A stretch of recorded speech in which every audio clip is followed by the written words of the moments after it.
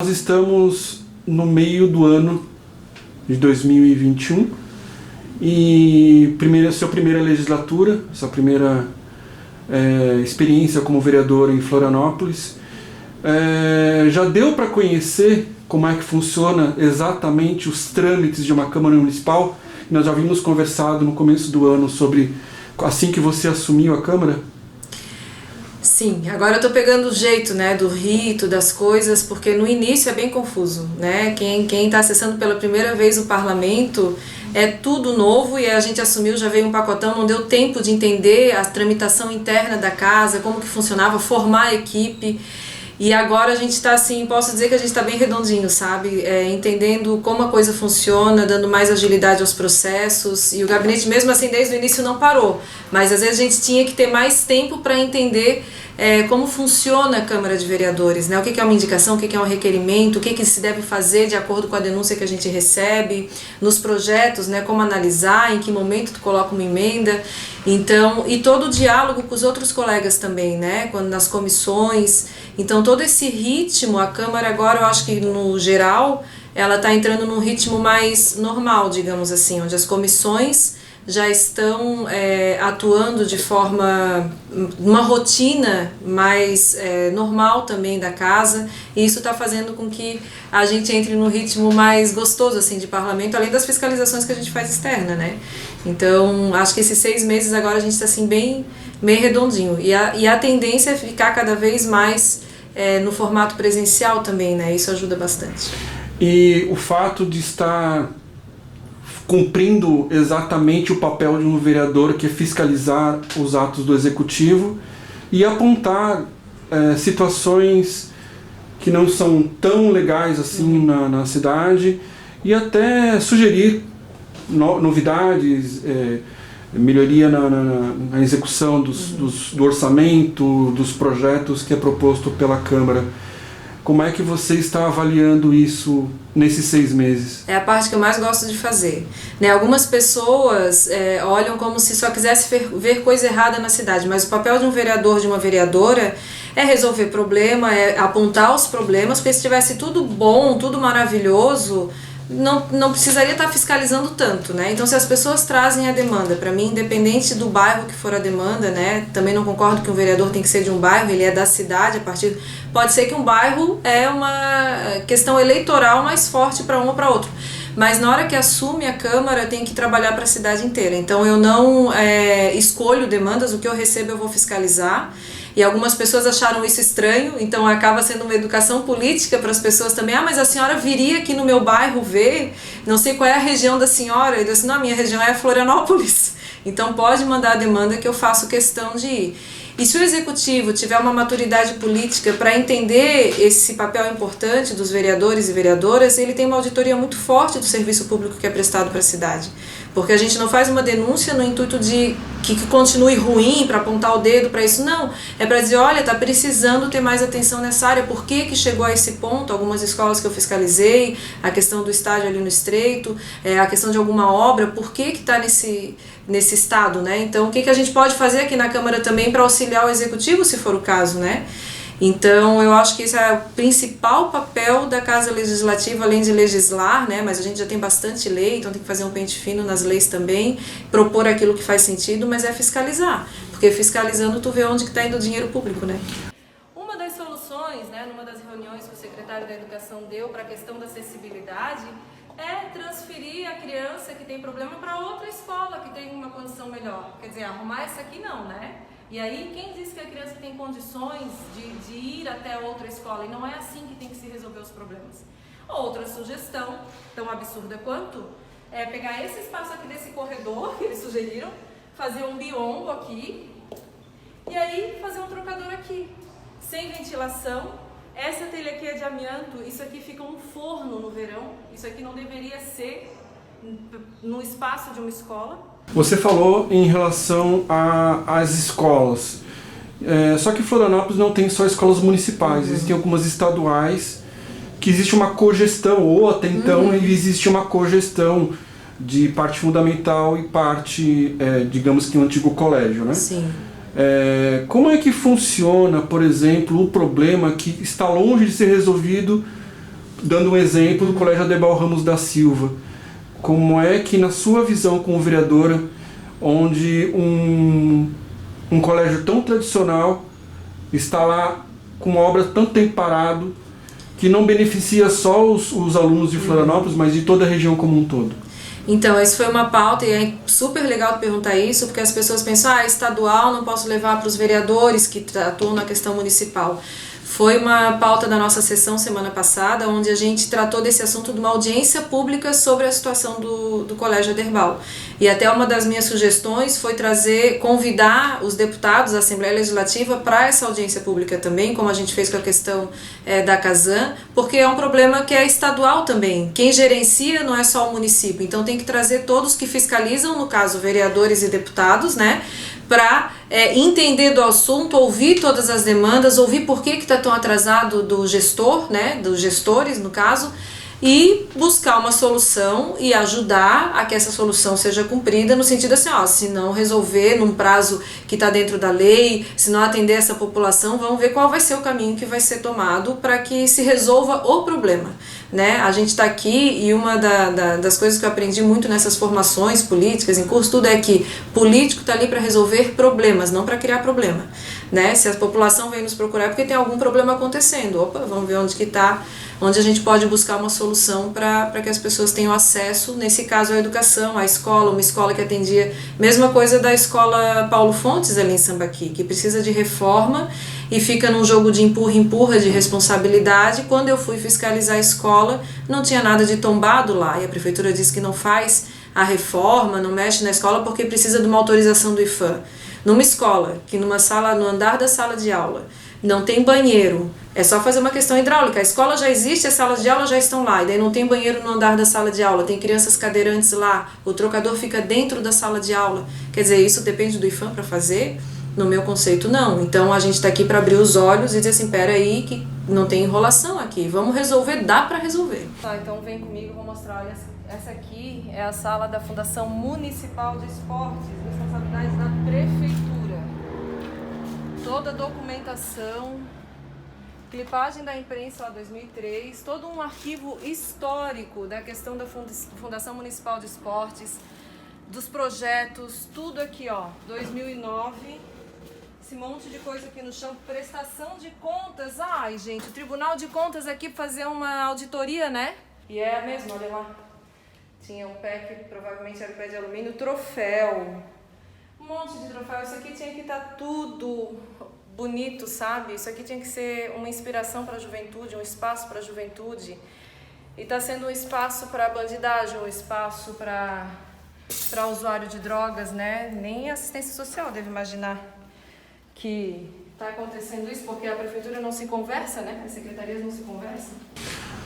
Já que a gente está falando no Estreito, nós fomos no Adherbal, um pouquinho à frente ali nós temos um caso bem complicado, de certo modo complexo, que já vem se arrastando para mais de 3 anos, que é o problema do ginásio Carlos Alberto Campos.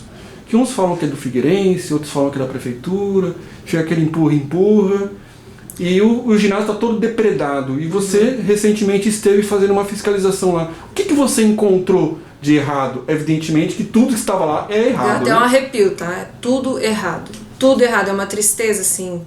Para mim, que também sou servidora pública, que sabe quanto é difícil, às vezes, a gente deixar de fazer um projeto social por falta de equipamento público. Lá é um equipamento público fantástico, que tem história, né, na nossa cidade, na educação e na vida de muita gente, eu acredito, e está largado.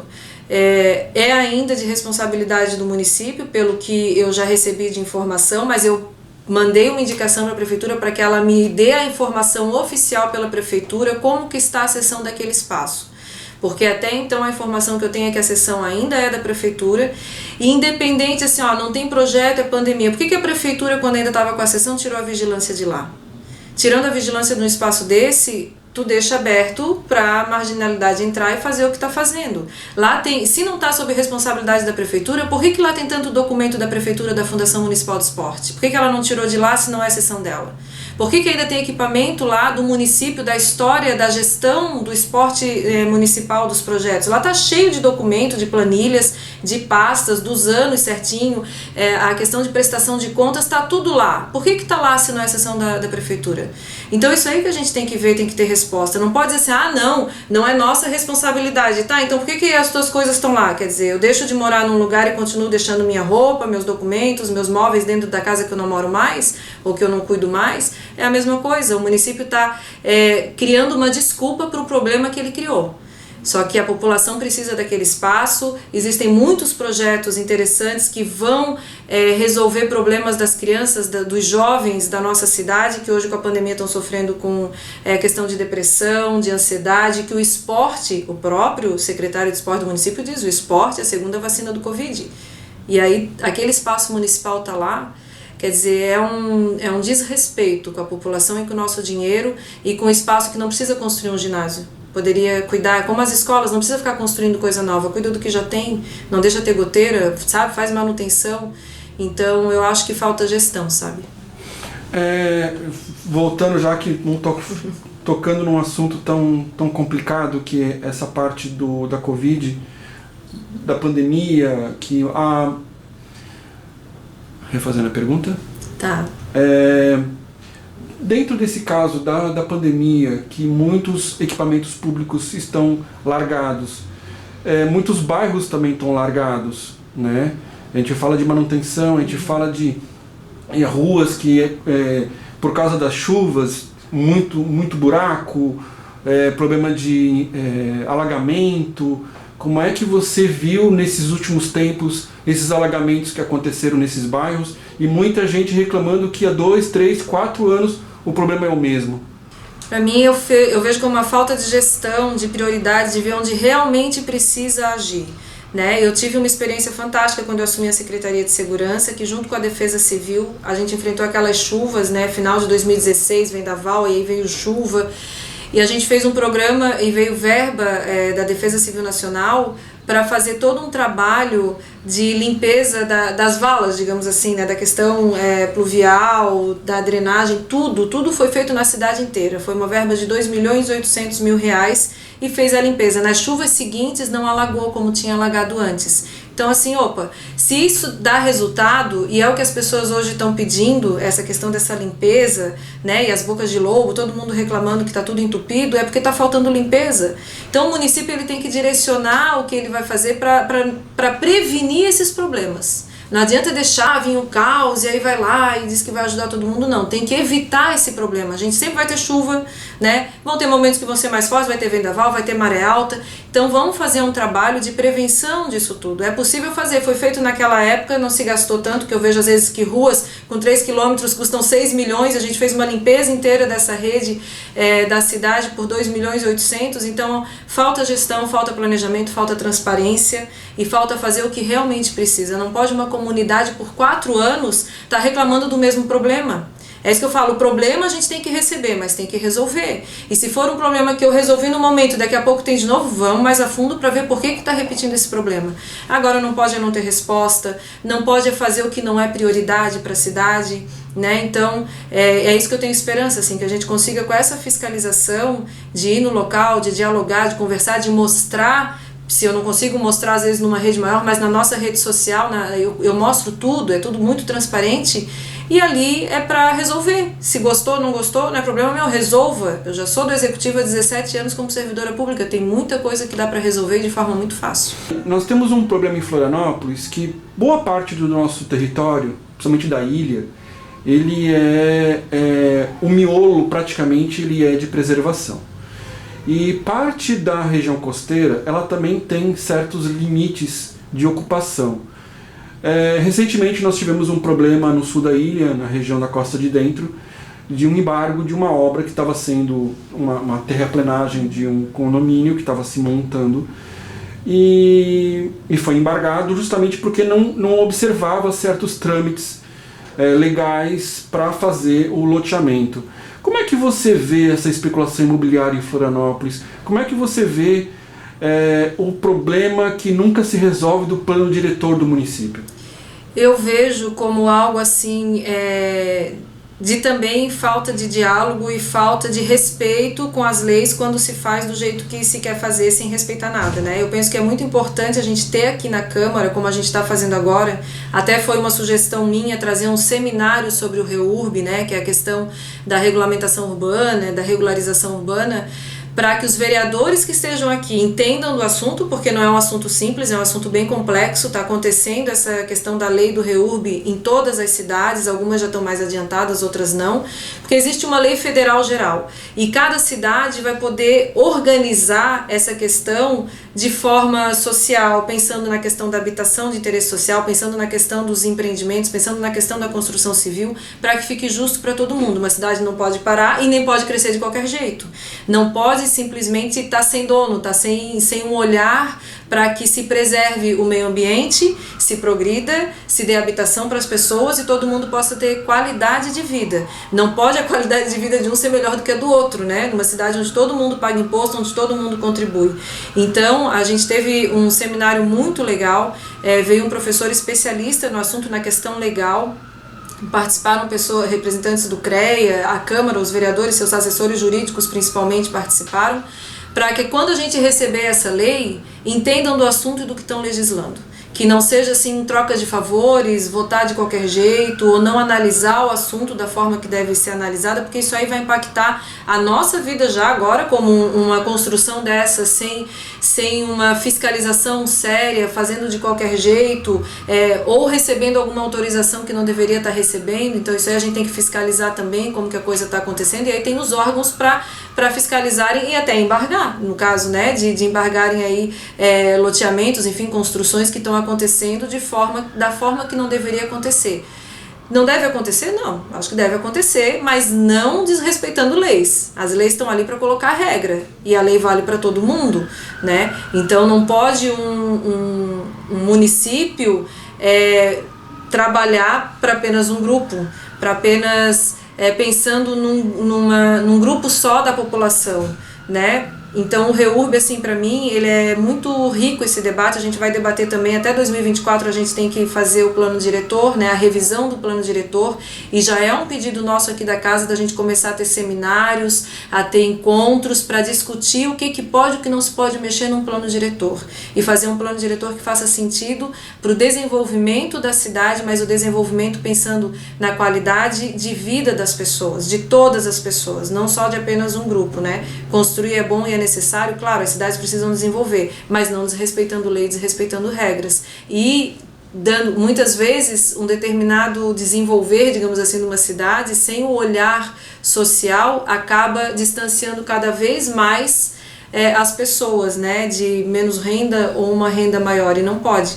Então a gente tem que ter esse olhar, sim, muito cuidadoso, e eu me preocupo muito com isso, quando as coisas acontecem de forma desregrada. Para isso que tem que ter regra, tem que ter REURB, tem que ter plano diretor, tem que ter Câmara de Vereadores, e tem que ter um executivo que trabalhe dentro da lei. Mariane, em cima daquilo que você tem uma experiência muito grande, que é a segurança pública, a gente sabe que falta efetivo na Guarda Municipal, isso é notório. A Guarda Municipal não pode estar presente em todos os lugares por falta de efetivo. Mas nessa pandemia a Guarda Municipal fez um trabalho e vem fazendo um trabalho permanente, auxiliando a vigilância epidemiológica, o transporte de vacinas e acompanhamento dos pontos de vacinação. A atribuição da guarda é isso mesmo, é estar junto com a população, com a comunidade, e falta muita coisa para a guarda, você concorda? Falta muita coisa em todos os sentidos, né? Falta gente para guarda, falta mais equipamento, falta ter um olhar de ver o valor que a guarda tem para o município, porque ela atende não só na questão da segurança pública ostensiva, na questão do trânsito, como as pessoas costumam ver, mas a guarda ela é um suporte para a prefeitura poder trabalhar. Muitos órgãos de fiscalização, como agora a questão da pandemia da Covid, para dar o apoio para que o serviço da prefeitura funcione, porque muitos serviços desses, se não tiver a presença do guarda municipal junto, as pessoas não respeitam. Infelizmente ainda tem esse tipo de situação na cidade, né? Então eu até sou a favor e tentei fazer dessa forma por um período de que a guarda municipal ela é um agente, o guarda municipal é um agente de fiscalização do município. Então, para a guarda municipal, ela é muito importante para o município, porque ela faz com que os outros serviços funcionem, muitos deles principalmente os de fiscalização, que o fiscal hoje já não vai sozinho, ele precisa do guarda municipal para fazer o seu serviço. E o serviço que o fiscal faz, é possível passar essa atribuição para o guarda municipal sim, através, aí teria que mudar a lei e tudo isso, mas eu sou a favor disso porque é otimizar o recurso humano. O fiscal, que é só fiscal, por exemplo, que não está na guarda, não é um agente da guarda, ele pode fazer toda a questão burocrática, na questão administrativa, que tem processo, tem documento, tem autuação, tem um monte de coisa que tem que fazer. Porque se for só o fiscal, sem uma segurança para o servidor fiscal que está ali, muitas vezes ele não consegue resolver o problema, porque as pessoas realmente enfrentam, né? Confrontam, quer dizer. E o guarda municipal, ele chega, ele tem todo o preparo para a segurança, né, para manter a ordem e fazer com que se cumpra aquela regra, que é uma regra que a pessoa tem que cumprir, e ele também cuida da segurança, quer dizer, ele também pode fiscalizar, ele fiscaliza o trânsito, e na nossa função de guarda municipal, isso é só uma questão de alteração legal, de lei, que daí o executivo que tem que propor esse tipo de lei, né? E aí, por exemplo, os futuros concursos podem esses fiscais que não são guardas trabalhar na questão administrativa, que tem uma demanda muito grande também de licenças, de alvará, de documentação que as pessoas têm que entregar para ter a sua documentação, por exemplo, de um empreendimento, e aí a guarda municipal ser fiscal operacional, que vai auxiliar em muito o trabalho da prefeitura, vai agilizar. No futuro concurso pode ter mais concurso para a guarda municipal, que ela pode, num determinado período da cidade, estar fiscalizando mais trânsito, numa temporada de verão, agilizando questão de trânsito, no outro período mais a questão ambiental, aí vai do gestor ver qual é a necessidade. A nossa necessidade agora esse último ano foi pandemia, auxiliar a vigilância, auxiliar a questão de postos de vacinação, vai mudando o foco, mas aquele agente está preparado para todas essas situações. Mariane, para finalizar a nossa entrevista, gostaria que você deixasse uma mensagem para quem votou em você e para quem agora está conhecendo o trabalho desses 6 meses da Mariane Matos, porque você mesmo disse em uma entrevista que você nos concedeu que você não é a vereadora de quem votou em você, você é a vereadora do florianopolitano, das pessoas que moram em Florianópolis. Qual é a mensagem que você deixaria? Até arrepiou, assim, quando fala, deixa uma mensagem para quem votou, assim, para quem votou em mim e me ajudou a ocupar esse espaço que é público, né? Não é meu, é público. Minha gratidão, minha eterna gratidão.